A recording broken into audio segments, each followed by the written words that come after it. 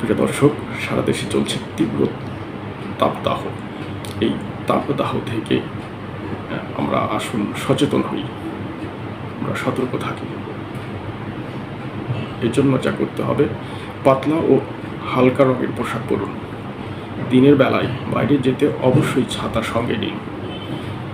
বাইরে যাওয়ার সময় পানি রাখুন এবং কিছুক্ষণ পরপর পানি পান করুন। তবে ফ্রিজের ঠান্ডা পানি বা ঠান্ডা পানীয় পান না করাই ভালো।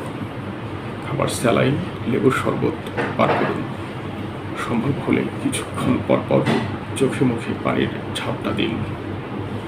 তেলে ভাজা খাবার পরিহার করে তরমুজ, শসা, ক্ষীরা খাওয়া ভালো। পিচ ঢালা পথে সতর্ক থাকুন এবং সাবধানে মোটর সাইকেল চালান। অসুস্থ বোধ করলে চিকিৎসকের পরামর্শ নিন।